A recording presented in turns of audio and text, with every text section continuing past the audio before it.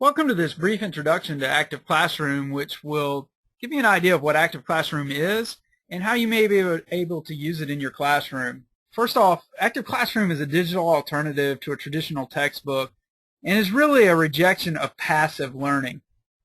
Active Classroom's titles cover U.S. and world history, world geography, government, civics, and economics.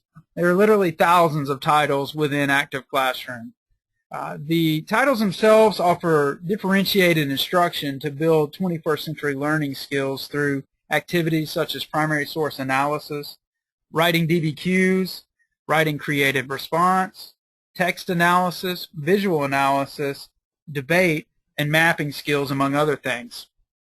So you can have an idea of what a lesson may look like, here's an example of isolationism and World War II.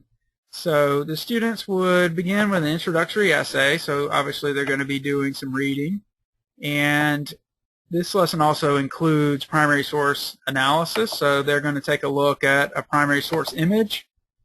And it's going to ask them to think critically, and to not only think critically but do some writing. You also see that there's a second primary source image.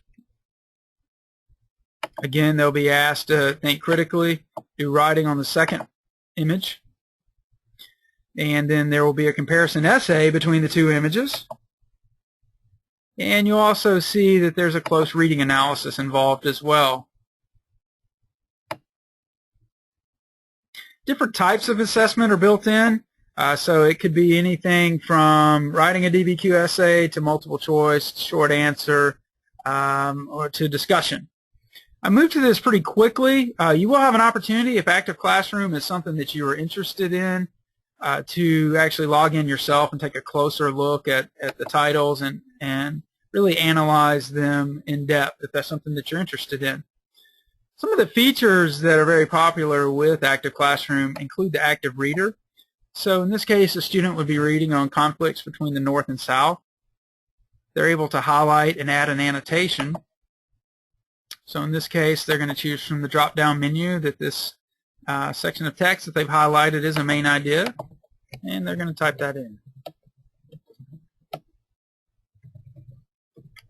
Save it, and then as the teacher, you're able to actually log in and see what they have done with their annotations, and that is something that can be customized. Another thing that's very popular is, in addition to writing in a digital environment, there are, as I mentioned earlier, multiple choice assessments.